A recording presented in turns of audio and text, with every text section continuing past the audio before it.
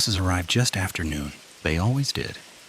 3 yellow school buses rolled slowly through the tall pines, tires crunching over gravel, engines idling longer than necessary before shutting off. The air smelled like sap and diesel fuel. The sign at the entrance read, Whispering Pines Summer Camp, established, 1974. Someone had recently repainted it. The letters were too clean for the rest of the camp. Counselor Evan Cole stood near the drop-off circle with a clipboard pressed against his chest, eyes scanning names as campers spilled out onto the dirt. He smiled when they looked at him. He'd practiced that smile earlier that morning, friendly, calm, reassuring. "All right, everyone," Evan called, clapping his hands once. "Grab your bags and line up by cabin number." The kids hesitated. That was normal. Some were crying. Some were already laughing too loud. A few stood perfectly still, eyes locked on the tree line like they were listening for something no one else could hear. Evan pretended not to notice. Inside the rec hall, the campers sat cross-legged on the floor while the counselors stood along the walls. The lights dimmed and the projector flickered to life. A cheerful woman appeared on screen. "Welcome to Whispering Pines," she said brightly. "We're so happy you're here." The kids relaxed a little. "Here at Whispering Pines, we believe in structure," the woman continued. "Structure keeps everyone safe." The video explained schedules, curfews, buddy systems, and quiet hours. It moved quickly, professionally, like it had been used many times before. Near the end of the video, the woman's tone slightly darkened. "Remember," she said, "follow the rules." The screen went black. The lights came back on. No one clapped. Cabin 6 sat just off the main trail, long and narrow with screened windows and a shallow porch. Inside, the bunks were arranged in 2 neat rows. Evan stepped in first. He counted 12 beds. The campers filed in behind him, dropping bags and claiming bunks. Evan stood near the door, checking names off his list as they settled. He counted again. 12 campers. He compared the number to the roster, then nodded to himself. "Bottom bunks first," he said. "Then top." Mattresses creaked. Someone complained about a window spot. Another kid asked if they could switch later. Evan let it play out. First day stuff. From the doorway, Mara Whitlock glanced inside. "All set?" she asked. Evan held up the clipboard and nodded. Mara smiled briefly at him before moving on. Mr. Hale stood on the porch of the administration building, hands folded behind his back, observing the camp with polite detachment.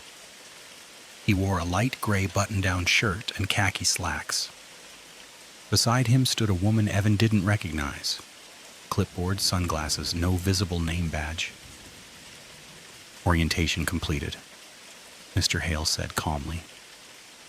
The woman made a note. "They're settling quickly," she replied. Mr. Hale nodded once. "They usually do." The rest of the afternoon moved exactly the way it was scheduled to. Icebreakers, tours, unpacking, swimming. Evan repeated the same instructions until they started to lose meaning. "Stay with your group. Don't go into the woods alone. Nothing unusual happened." That bored him more than it should have. The dinner bell rang once, sharp and clear. Campers poured into the dining hall. Trays slid across counters. Conversations overlapped into a steady roar. Evan ate standing up, watching his table. All 12 campers were there. Across the room, Mr. Hale spoke quietly with the kitchen staff. Mara passed Evan and gave him a brief look before continuing on. Everything appeared to be where it was supposed to be. Lights out came at 9. Evan walked the cabin row with a flashlight. pausing briefly at each door. Cabin 6 was quiet. "Good night," he said through the screen. A few voices answered. Later, in his own bunk, Evan stared at the ceiling fan turning slowly overhead. The camp had settled into its nighttime rhythm, not silent, but calm. He reached for his radio, checked that it was on, then set it back down and went to sleep. The administration building emptied as the night deepened. Phones sat silent. Office lights clicked off one by one. Mr. Hale remained. He closed his office door and walked to the end of the hallway, stopping in front of a door marked storage. He unlocked it and stepped inside. The room was narrow, lined with shelves of archived folders and cleaning supplies. Mr. Hale moved past them and knelt, gripping a recessed metal handle set into the concrete floor. The panel lifted smoothly. A stairwell descended into darkness. He closed the panel behind him and began to walk down. The air cooled. The smell changed, from paper and dust to disinfectant and metal. At the bottom, the stairs opened into a long underground corridor. Smooth steel walls, low, steady lighting, a constant mechanical hum. Mr. Hale followed the corridor into a larger room. The room was immaculate. Stainless steel surfaces reflected the overhead lights. Machines lined the walls, powered on, screens glowing with steady idle readings. Along the far wall stood tall cylindrical tanks, filled with a clear, viscous liquid. Some were empty, others were not. Inside one of them floated something large and humanoid, suspended upright and motionless. Tubes fed into the tank from above and below, disappearing into the floor.